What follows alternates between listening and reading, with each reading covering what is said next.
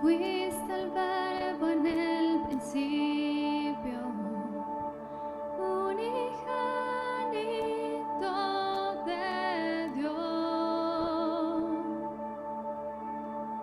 el misterio de tu gloria, revelado en tu amor. Cuán hermoso su nombre es, cuán hermoso su nombre es, el nombre de Jesús, mi Rey. Cuán hermoso su nombre es, nada se iguala a él. Cuán hermoso su nombre es, no hay otro nombre.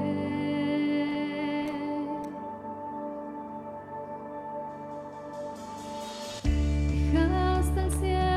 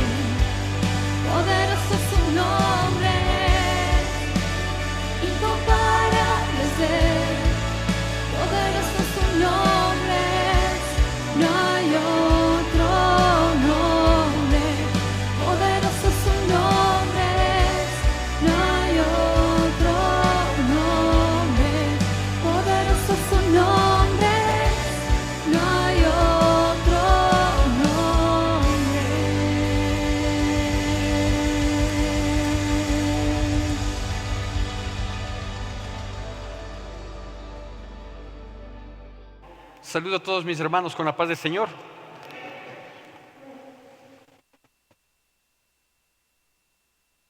Y le pido por favor que abra su Biblia en 2 de Samuel,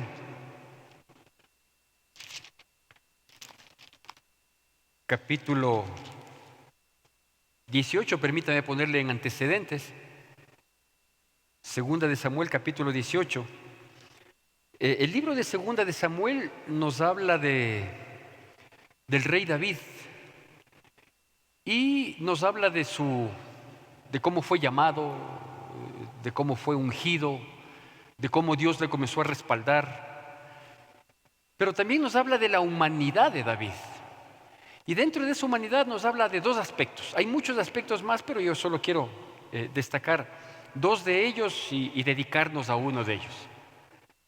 En un aspecto nos habla de su pecado, de la fragilidad del ser humano frente a la provocación, a la tentación, a dejarnos llevar por nuestra naturaleza pecaminosa. Y el otro aspecto que es en el que quiero enfocarme es que también nos habla del rey David en su dolor.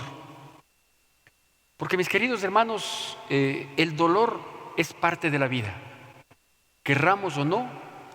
Muchas de las veces no escogemos nosotros, obviamente, quién en sus cabales podría escoger experimentar, vivir, sufrir el dolor que la vida nos presenta, ¿no? Y en este caso digo, no es que David lo escogió, simplemente estos dos aspectos que quiero mencionarlos como un ejemplo, como una referencia nada más, son consecuencias de malas decisiones de David, pero que también nos traen dolor. Nos relata la palabra de Dios desde el capítulo 16 de 2 de Samuel que su hijo Absalón, a quien él amaba profundamente, tenía muchos hijos, pero con Absalón tenía una situación especial. Me atrevería a decir que era el mimado, posiblemente, y por ser el mimado también era el malcriado, porque todo hijo mimado, toda hija mimada termina siendo malcriado. Son esos errores de buena fe que muchas veces cometemos con nuestros hijos. Y este hijo Absalón se había rebelado porque él quería tomar el reino de su padre, cuando su padre todavía estaba en condiciones óptimas para seguir reinando, más aún sabiendo que el reinado de David había sido dado por Dios. Ellos no se manejaban como hoy equivocadamente lo hacemos a través de la democracia. Y él quiso tomar el reinado. Tomó unos cuantos hombres, Absalón su hijo. Él tenía una característica parecida a su padre, que no era precisamente la mejor. La característica que él tenía parecida a su padre es que él era tan guapo como David. David era de hermoso parecer y Absalón era guapo. Es lo único. No era tan valiente como su padre, no era temeroso de Dios como su padre. Simplemente era guapo y se sentía hijo del rey. Y toma un poco de hombres y se rebela contra su padre para tomar el reinado. Fruto de esta sublevación, de esta subversión, el rey David se vio entre la espada y la pared, porque por un lado amaba a su hijo, no quería topar un pelo de él, pero por otro lado él tenía que mantenerse en su posición de rey, no podía entregar de ese modo menos. Así que hay una confrontación. En esta confrontación lastimosamente salen los ejércitos de David a tratar de mantener la calma, la paz, a aplacar y apagar esa rebelión que había generado Absalón. Y él les pide de favor esto a Joab, que era el rey de su ejército, el general de su ejército, del ejército de David. Le dice a Joab y a todos los oficiales, les dice: por favor, no le topen al joven Absalón. Hagan lo que sea con las personas que están con él, con los que se han juntado, con los que se han rebelado, pero por favor, no le topen a mi hijo, porque es mi hijo. Es que el rey se ha rebelado, pero es mi hijo. Todo puede ser, pero es mi hijo. Así que van con esa consigna, se enfrentan, y obviamente era inevitable que Absalón, al verse derrotado por su padre, salga en estampida. Y dice que él salió corriendo por unos parajes en donde habían árboles con ramas muy bajas, y frente a esa huida en la que él estaba inmerso, pues dice que lastimosamente él quedó atrapado en una enramada, ¿sí? Y el mulo en el que él salía siguió su rumbo, y él quedó atrapado en esa enramada. Viendo esto, los del ejército de su padre, de David, y recordando algunos de ellos la advertencia que había sido dada: por favor, a él no le toquen, ¿sí? No hagan nada contra él. Se entera Joab que él estaba en esta condición, que Absalón estaba en esta condición, y él va y dispone a sus hombres que le maten. Y le matan. Una vez que muere Absalón, David se había quedado, le habían pedido que por favor él no salga a la guerra, que se quede ahí en su casa, en su palacio, y él se quedó en la puerta de la ciudad. En la puerta de la ciudad normalmente había unos altillos, hoy equivaldrían, no precisamente en la medida, sino en el uso, a las garitas que hay en algunas urbanizaciones, por ejemplo, o en los cuarteles militares. Claro, estas eran mucho más altas, porque ahí se ponía un atalaya, es decir, se ponía una persona a mirar si es que viene otro atalaya, un mensajero. Y estando precisamente ahí, un siervo de David le dice: viene uno corriendo, y llegan y le dan la noticia. En realidad 2 salieron corriendo, pero uno le rebasó al otro, y le dan esta noticia a David. En 2 de Samuel capítulo 18, versículos del 31 al 33, acontece lo siguiente. 2 de Samuel capítulo 18, versículos del 31 al 33. Hago yo la lectura de la palabra y le pido por favor que usted siga con atención y la debida reverencia a la palabra de Dios. Dice: luego vino el etíope, que fue uno de los mensajeros, que fue rebasado. Luego vino el etíope y dijo: reciba nuevas mi señor el rey, que hoy Jehová ha defendido tu causa de la mano de todos los que se habían levantado contra ti. El rey entonces dijo al etíope: ¿el joven Absalón está bien? El etíope respondió: como aquel joven serán los enemigos de mi señor el rey, y todos los que se levanten contra ti para mal. Entonces el rey se turbó y subió a la sala de la puerta y lloró, y yendo decía así: hijo mío Absalón, hijo mío Absalón, ¿quién me diera que muriera yo en lugar de ti, Absalón, hijo mío? Hijo mío. Solo pensarlo uno se eriza cuando sabemos que estamos expuestos a lo que lastimosamente en este tiempo nos hemos visto mucho más expuestos. Hay ocasiones críticas, tristes, difíciles en nuestras vidas, en la que no nos toca sino reconocer, por ejemplo, que la muerte es parte de la vida. Eso lo sabemos, en teoría lo aceptamos. Pero cuando nos toca vivir, cuando nos toca enfrentar una situación de esta naturaleza, cuando es un ser querido el que ha partido o está entre la vida y la muerte, ustedes habrán recibido, la mayoría de ustedes quizás habrán recibido mensajes encabezados, mensajes de mi parte a los distintos chats y a las distintas listas de difusión que tengo, con un encabezado que dice urgente, y a continuación pido oración por tal o tales personas. Son precisamente esas situaciones las que están entre que quizás nuestras oraciones inquieten el trono de Dios para que permanezcan y Dios les extienda la vida a las personas que están en dificultades. O son situaciones en las que a lo mejor Dios inquieta nuestro corazón para orar por ellos, pidiéndoles que si esa es la voluntad del Señor, partan en la gracia de Dios. Pero eso no sabemos nosotros. Y a veces nos enfocamos y está bien, no es crítica ni mucho menos. Nos enfocamos en la situación de la persona doliente, de la persona que está en dificultad, de la persona que está a veces hasta en grado de inconsciencia y no sabe que está con un pie más allá que con el otro pie que quiere aferrarse a la vida. Y las familias,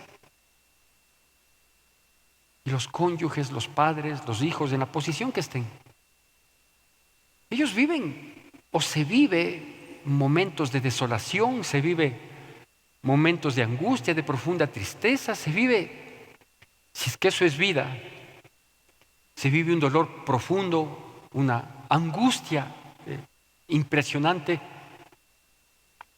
que ni siquiera hay palabras que uno pueda llegar con un mensaje para tratar de alentar.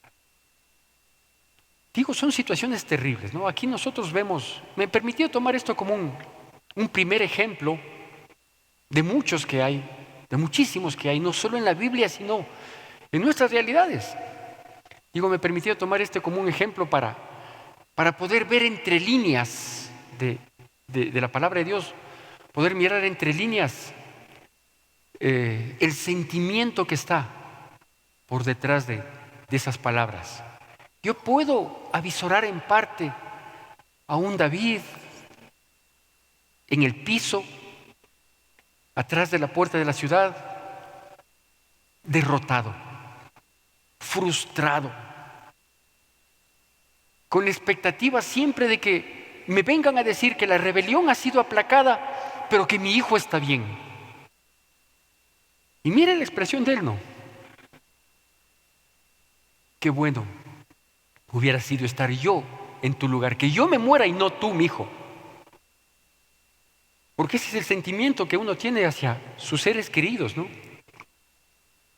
Y esto trae desolación, trae profunda tristeza, trae cosas tan terribles en nuestras vidas como algo que termina siendo y que Dios perdone nuestro pecado, algo que termina siendo inclusive una blasfemia en contra de Dios. Porque comenzamos a hacerle 100,000 preguntas que sabemos que ninguna tiene respuesta afirmativa. Le decimos, ¿por qué permites que esto pase? Olvidando lo que en tiempo de paz tenemos muy claro. En tiempo de paz tenemos muy claro que nuestra vida le pertenece a Dios. Punto. Pero cuando afrontamos la dificultad, cuando la tristeza viene y acapara nuestro corazón, cuando se nos genera un vacío terrible que nos postra en tierra, y mientras hay un hilo de esperanza, nos aferramos a Dios y le pedimos a Dios y le clamamos a Dios y le decimos, Dios mío, ayúdanos, en ti confiamos, tú eres nuestro Dios, tú eres nuestro Señor, hasta cuando Dios toma una decisión. Ahí deja de ser nuestro Dios, ahí deja de ser nuestro Padre, ahí dejamos de buscarle, ahí olvidamos que su voluntad es la perfecta. Insisto, no estoy criticando porque lo he vivido. Estoy diciendo que son situaciones que vivimos, que pasan. Que cuando nos toca enfrentar esas realidades tan crudas, tan difíciles, tan inentendibles, perdemos toda perspectiva, porque el dolor se apodera de nuestras vidas. Y eso pasa cuando hay la pérdida de un ser querido o cuando un ser querido está entre la vida y la muerte. Eso pasa cuando se rompe un hogar, cuando se venía hablando de divorcio, cuando se venía amenazando de separarnos, y llega el día en que se ejecuta, en que cada quien se va por su lado, y la desolación de los hijos, y los planes tácitos y expresos de familia, y pensar que alguna vez nos juramos amor eterno. Y los divorcios hay, y es una realidad, y es una realidad dolorosa, que mucha gente, los involucrados, sea los cónyuges o sea los hijos, mucho más, a veces quieren experimentar otro tipo de dolor. ¿Cuál? El dolor de la muerte. Dicen, yo prefiero morirme para vivir lo que estoy viviendo, esta separación de mis padres, que obviamente no es solo una separación amistosa, no es como cuando uno se va de viaje. y que dice, ya vuelvo, mi amor, te extrañaré. No, es una separación después de haberse herido, después de haberse lastimado, después de haber hecho desangrar una relación. Y a veces no pensamos en cómo lastimamos a nuestros hijos y a mucha gente. Porque si es un hijo el que se separa, no es que los padres decimos, ya estamos adultos y él ya está grande, es problema de él. No, lastima a mucha gente. Y es un dolor profundo. Es un dolor que no se compara con nada. Igual es cuando hay una quiebra económica, después de haber tenido quizás una comodidad o una bonanza tal vez, y se vino abajo. Cúlpele al gobierno, cúlpele a la pandemia, cúlpele al socio, al que haya provocado o al que no haya provocado, pero también es terrible. Y la gente frente a esta circunstancia dice, todo mi trabajo, todo mi esfuerzo por durante años, que hoy queda en nada. Y uno entra en desesperación, son dolores profundos. Y obviamente cuando uno está en un dolor profundo, uno no ve salida. No hay una sola luz al fondo del túnel, todo es tinieblas, dolor, quebranto. Y sin embargo, si pudiéramos volver unos pocos minutos la película y decirle lo que yo le dije al inicio, el dolor es parte de la vida. Muchos dijimos amén, pero cuando vamos identificando, cuando vamos recordando en muchos casos, vea, en este mes de agosto, el 18 de este mes se cumple 1 año de la partida de mi hermana Lalita, mi secretaria, la secretaria de la iglesia. Es dolor. Y que uno dice, no, ya después de 1 año, 2, 3, 4, 10, 20, uno lo supera. No, no. Usted pregúnteme si es que a mí ya nunca más volví a recordar la partida de mi madre hace aproximadamente 20 años, 20, 21 años. No, porque hay un día de la madre que la recuerdo, porque hay una Navidad que la recuerdo, porque hay un 15 de septiembre que les recuerdo, que era el aniversario de bodas de mis padres, y porque hay un día que debería ser el día más feliz de mi vida, que es el día de mi cumpleaños, y no lo es. Porque la primera llamada que yo recibí el día de mi cumpleaños, adivinen de quién era, pues de mi madre. Y después que mi madre partió, ¿sabe quién era la primera persona que me llamaba el día de mi cumpleaños? Pues mi hermana Lalita. Entonces hay dolores que escapan de matarnos y que por la misericordia de Dios terminamos sobreviviendo, pero que nunca desaparecen. No desaparecen.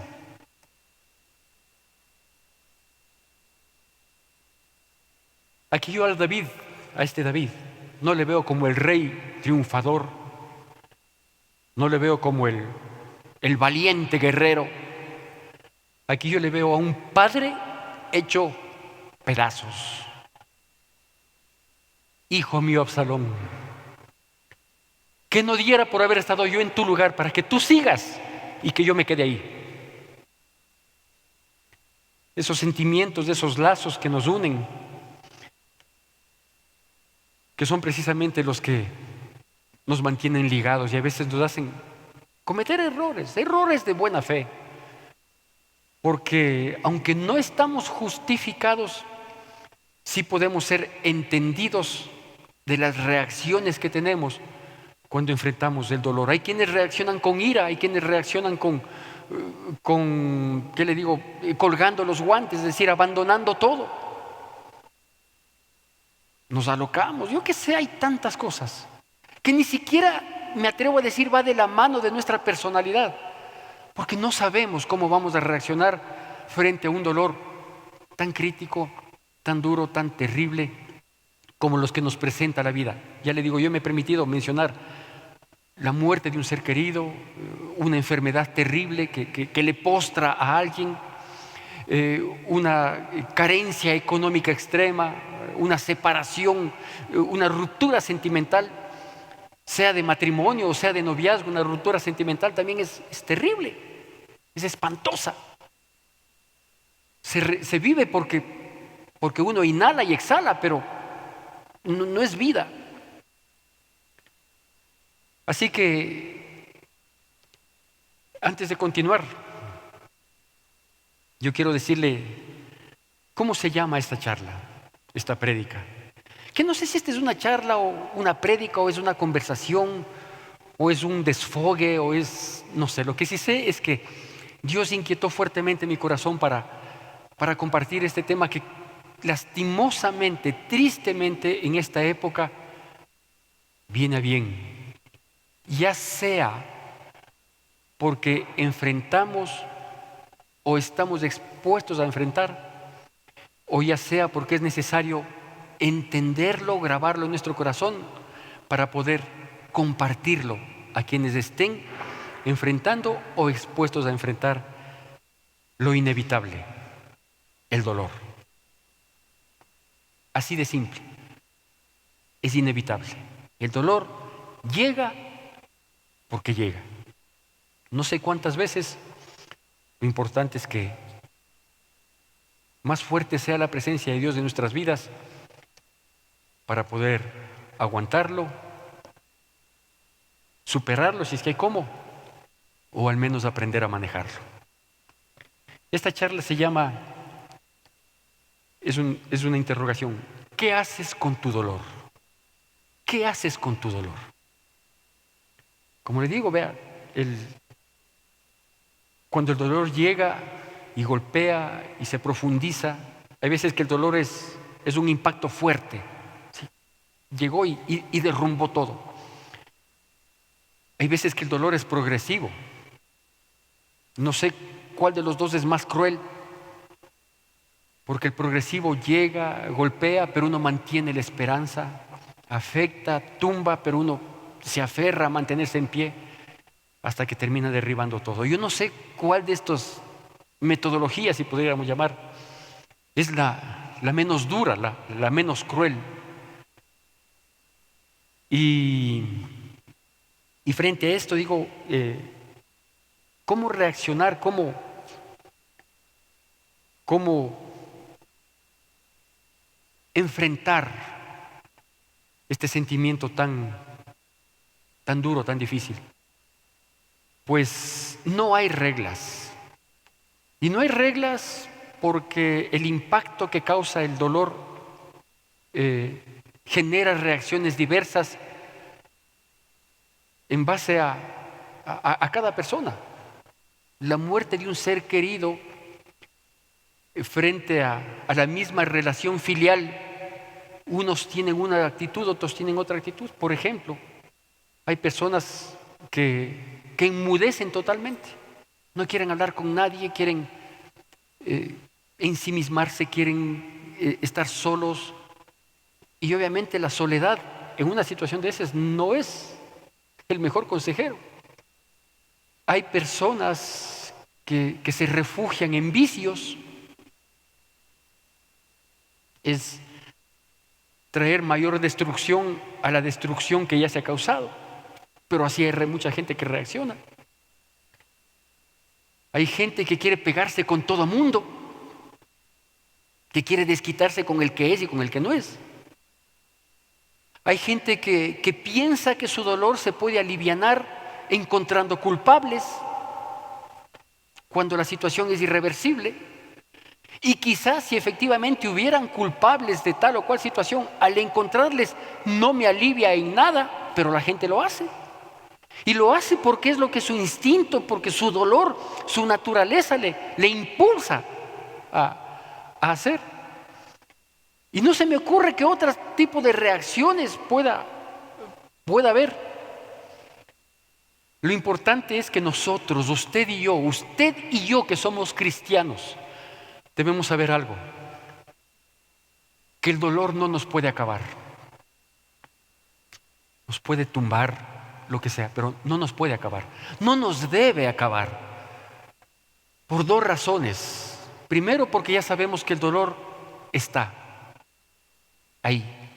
No sabemos si está a la vuelta de la esquina, si está más abajo, pero está ahí. No sabemos si los dolores que hemos vivido hasta el día de hoy han sido los mayores y los que vienen ya vienen con menor intensidad. No sabemos. Es decir, guerra avisada no mata gente. Si ya sé que el dolor existe y que voy a estar expuesto, pues tengo que saber cómo tengo que actuar. Y de eso quiero hablarle un poquito. Y la segunda cosa es que el dolor no nos puede acabar, porque tenemos a alguien mucho más que superó el dolor, que es Cristo Jesús. Y si Él es con nosotros, pues ¿quién contra nosotros? Ya. Yo sé que estoy cogido de la mano de Él y cuando venga el dolor, lo menos que tengo que hacer es soltarme de esa mano. Con todas las reacciones que podamos tener, pero bien tomados de la mano de Dios. Así que el dolor no nos puede tumbar. El mismo rey David, unas páginas atrás, en el capítulo 12, el mismo rey David, páginas atrás y cronológicamente un tiempo atrás de esta primera historia a mí me transforma. No sé si soy muy sentimental, no sé si soy muy emocional, pero cuando yo me toca leer y obviamente con la debida atención ciertos pasajes como este que lo vimos en el capítulo 18, a mí me estremece, me espanta. En las mismas épocas, unos añitos atrás, David había experimentado una situación similar. Tanto la muerte de Absalón como la muerte de este otro hijo de David eran consecuencias de una ligereza, de una negligencia de David. No vamos a entrar en eso. Pero todos recordamos la historia cuando David tomó a Betsabé, una mujer que tenía marido. Su esposo era un general de su ejército, también un oficial de su ejército, no sé de qué rango, Urías. Pero él la miró, le vio bonita, le trajo al palacio y pues tuvieron intimidad y fruto de esa intimidad, ella quedó embarazada. Y ese embarazo trajo un hijo que no tiene nombre. Trajo este niño y Dios cumplió una palabra que había sido dada a través del profeta Natán. Cuando él se acercó a David y le dijo: esto no va a quedar así. Por más David que seas, por más rey que seas, todo puede ser, pero Dios no pasará al justo por impío ni al impío por justo. Así que esto te va a traer cola, esto te va a traer consecuencias. Y una de esas consecuencias fue Absalón. Otra de esas consecuencias fue su hija Tamar, que fue violada por otro de sus hijos. Y quizás la primera consecuencia que tuvo él fue esta, del capítulo 12. Cuando nace el niño, yo no sé en qué edad estaba, entiendo que era muy tierno. Esa edad en la que uno entra en angustia, en desesperación, porque pues los niños solo lloran y no dicen qué les duele. Y uno como padre, las madres, cuando vemos eso, tratamos de adivinar qué es lo que le pasa para ponerle un remedio. Y ellos no pueden decir aquí. O sea, es angustia. ¿Y eso qué es? Eso es dolor. El no saber qué hacer frente a una situación que está aparentemente a nuestro alcance es dolor, es quebranto. Y David estaba experimentando ese dolor. Esa criaturita estaba enferma. Entiendo que como hijo del rey, pues estaba siendo atendido por todos los entendidos en la materia y no lograban nada. Y ese dolor a David le lleva a abandonarse. Dice que rasgó sus vestiduras, se echó en tierra, se revolcó literalmente en tierra. No quería comer, le decían: rey David, te queremos dar alguna información, no quiero saber nada, desaparezcan, déjenme solo, estoy hecho pedazos. Y dice que clamó y clamó por ese niño, ayunó, oró. De hecho, el ayuno fue un compromiso adicional a su no deseo de comer. Hecho pedazos David con esa criaturita. Y en el capítulo 12 de Samuel, de segunda de Samuel, en el mismo libro que estábamos, del versículo 18 al 20, concluye ese otro capítulo de dolor de David de la siguiente manera. Segunda de Samuel, capítulo 18, igualmente con atención y con reverencia a la palabra de Dios, capítulo 12, versículos 18 al 20, dice así: y el séptimo día murió el niño. Y temían los siervos de David hacerle saber que el niño había muerto, diciendo entre sí: cuando el niño aún vivía, le hablábamos y no quería oír nuestra voz.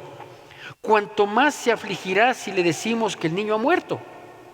Mas David, viendo a sus siervos hablar entre sí, entendió que el niño había muerto. Por lo que dijo David a sus siervos: ¿ha muerto el niño? Y ellos le respondieron: ha muerto. Entonces David se levantó de la tierra y se lavó y se ungió y cambió sus ropas y entró en la casa de Jehová y adoró.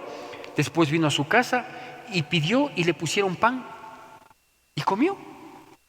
Aquí nosotros, ante una situación similar del mismo David frente a un mismo hijo, inclusive indefenso, una criaturita, obviamente al saber de su enfermedad, al saber de su condición, mantenía y abrigaba una esperanza de vida, y eso hizo que él ayune, que él abandone todo. Dejó de ser rey, dejó de ser todo y pasó a ser solo un padre suplicante, un padre en quebranto, en oración.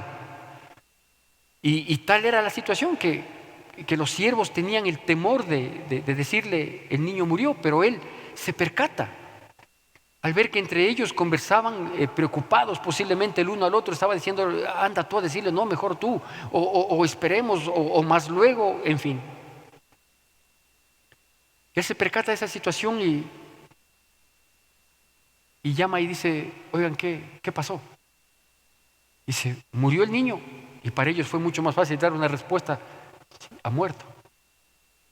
Inmediatamente él cambia de actitud. Todo ese dolor, ese quebranto, esa humillación delante de Dios, esa falta de comida, cambió. Dice que él se bañó, se ungió, es decir, se perfumó, cambió sus ropas, obviamente, fue a adorar a Dios y como si fuera poco, pues pidió comida y se puso a comer. Y la gente dice: ¿pero qué le pasa a David? Y la respuesta que él da posteriormente, que usted le puede leer luego, él dice: es que mientras el niño aún tenía vida, yo tenía esperanza y por eso me derramé delante de Dios. Pero ahora yo no lo puedo hacer volver. Dice: yo voy a él, es decir, más adelante yo moriré y me reuniré con él. Pero él no puede volver a mí. Esa es la respuesta que da David. Que es una respuesta en medio del dolor, del quebranto, de la angustia, de todo lo que usted quiera.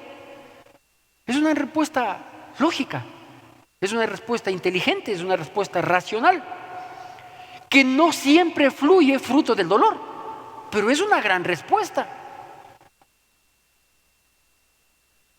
Y aquí yo quiero terminar rápido el tema. En realidad quiero terminar rápido el tema porque revive muchas cosas, ¿no? Aquí yo quiero dar unas pocas instrucciones, que cabe el término, sugerir qué podemos hacer frente a esta dura situación que la vida nos presenta muchas veces frente al dolor. Allá en el Salmo 39, no hace falta que lo vea. Yo solo le doy lectura. En el Salmo 39, del versículo 2 al versículo 5, dice así. O si quiere verlo, bien puede. Salmo 39, versículos del 2 al 5, dice así, con atención y con la debida reverencia. Enmudecí con silencio, me callé aún respecto de lo bueno y se agravó mi dolor. Se enardeció mi corazón dentro de mí y en mi meditación se encendió fuego y así proferí con mi lengua. Hazme saber, oh Jehová, mi fin, y cuánta sea la medida de mis días, sepa yo cuán frágil soy. He aquí, diste a mis días término corto y mi edad es como nada delante de ti. ¿Sabe quién escribe este salmo? Pues David. Una persona como usted y como yo, que en medio de la vida de triunfos, de logros, de aspiraciones, de metas, y esto tengo que decirlo mordiéndome los labios, con todo el ímpetu y el ñeque que le ponemos en la vida. ¿Y por qué le digo que me muerdo los labios? Porque esa trata de ser nuestra actitud de vida. Mi actitud de vida trata de ser así. O sea, no sentirme totalmente derrotado siempre. Sentirme solo caído, pero destruido jamás. Que uno le pone ganas, le pone ñeque, le pone ímpetu. Pero el dolor nos hace dar cuenta lo frágil que somos. El dolor nos hace dar cuenta lo frágiles que somos. Por eso digo que lo hago con cierto temor y temblor, el compartir un tema de esta naturaleza. Que como usted entenderá, yo no escojo. Si a mí me tocaba escoger, olvídese, yo le predico de lo que quiera, pero toca. ¿Qué dice aquí? Aquí nos dice 3 cosas de estos pocos versículos del libro de los Salmos.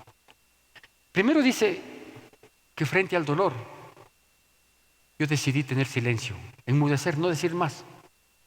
Y lo único que conseguí es aumentar mi dolor. Dicho de otro modo, el silencio y la soledad no son las mejores recomendaciones para enfrentar el dolor. No son. Porque ¿qué le produjo el dolor? La segunda cosa que dice ahí.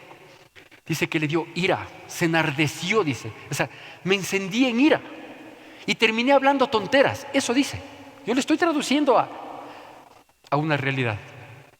Terminé, dice, proferí hablando con mi lengua tonteras. Hablé mal de Dios, le dije, ¿por qué me pasa esto?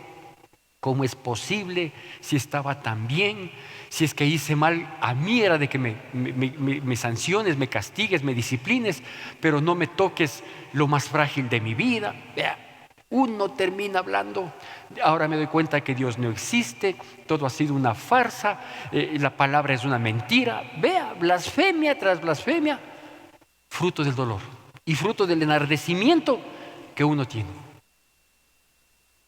Y la tercera y última cosa que dice ahí es exactamente lo que dijo David frente a la situación de Absalón.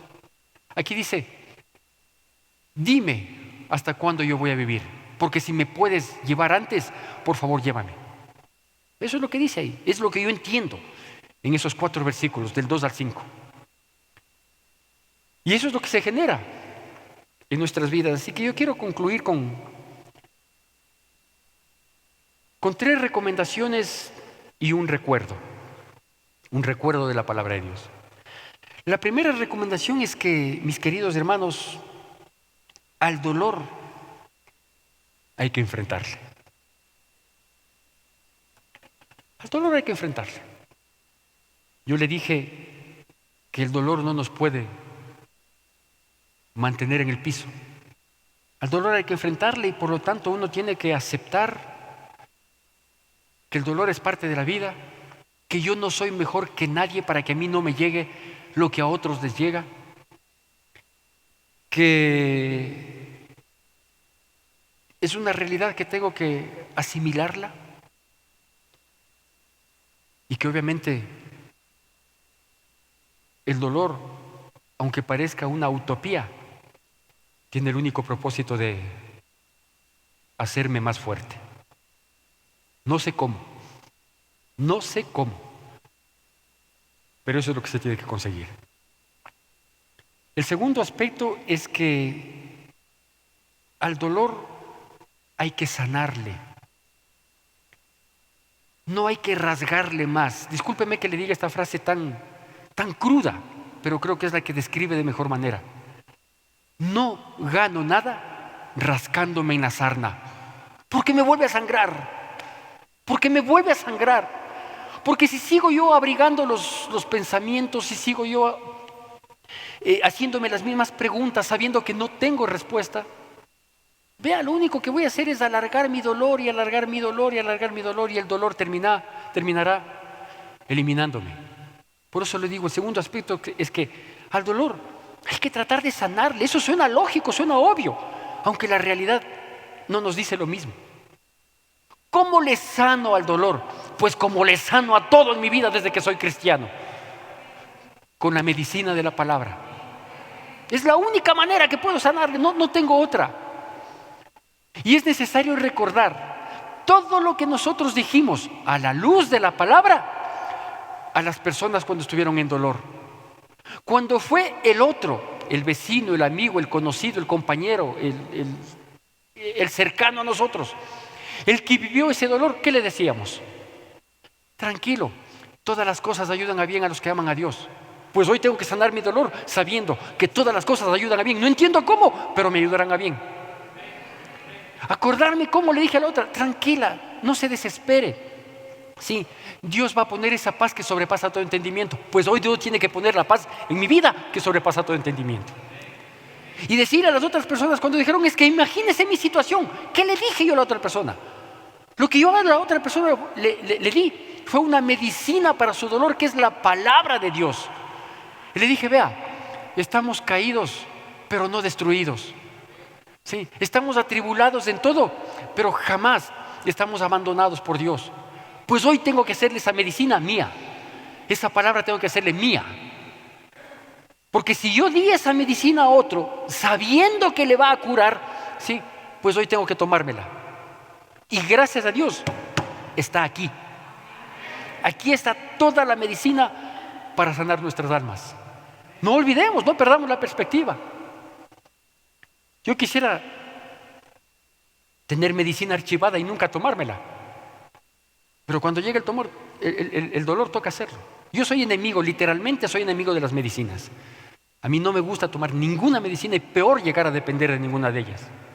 Pero si algún rato me toca, ¿qué más me quedará? O sea, frente a alguna situación, yo soy un hombre muy saludable por la misericordia y el favor de Dios. Yo no tengo, por ejemplo, situaciones que se me presenten con frecuencia, como jaquecas, como migrañas. Yo solo oigo decir eso. ¿Sí?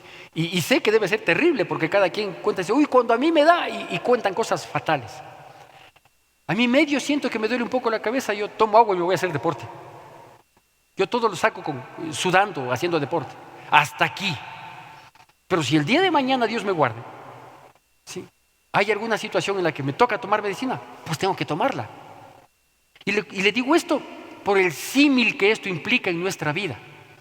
Si yo he sido un buen consejero, si yo he sido una persona que ha llegado con una palabra de aliento, si yo he sido una persona que he podido traer paz, ocupando la medicina de Dios que es su palabra, si algún rato me toca tomarla, pues tengo que tomarla. Es que es obvio. Y el tercer aspecto,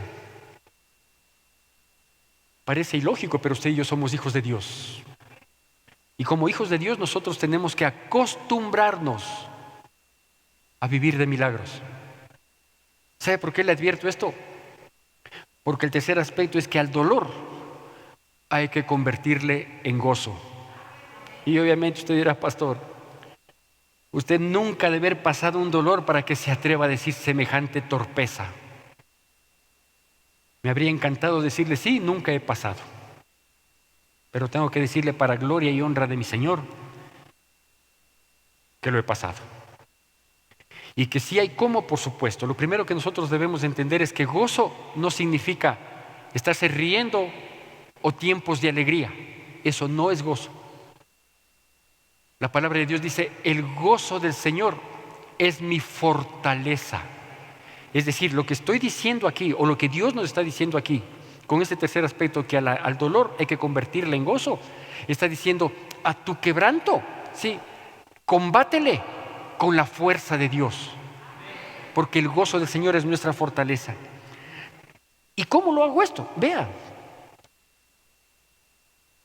el dolor perdura porque los recuerdos perduran.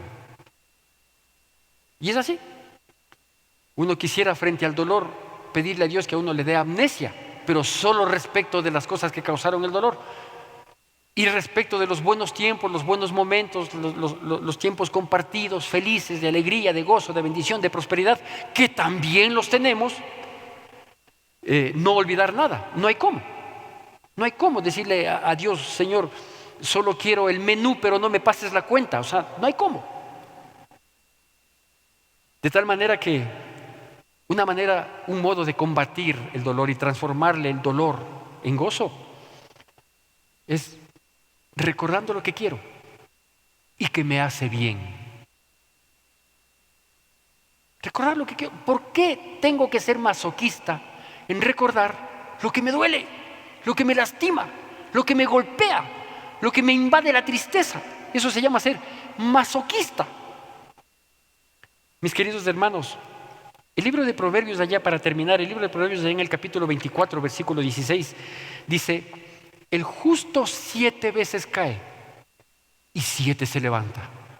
Y no está hablando de un número determinado, está hablando de la simbología del número 7, que significa siempre, total, completo. Por eso es que Dios hizo el mundo en 7 días, porque dijo: con esto estamos completos. Dicho de otro modo, tantas y cuantas veces caigamos, tantas y cuantas veces nos levantaremos. Porque el malo, dice, el impío queda postrado. Termina diciendo ese mismo versículo 16 del capítulo 24 de Proverbios. Mis hermanos, el único que enjuga las lágrimas tiene un nombre, que es aquel que derramó muchas lágrimas, derramó su vida y enfrentó el dolor más profundo que ha enfrentado, pero resucitó y está a la diestra del Padre.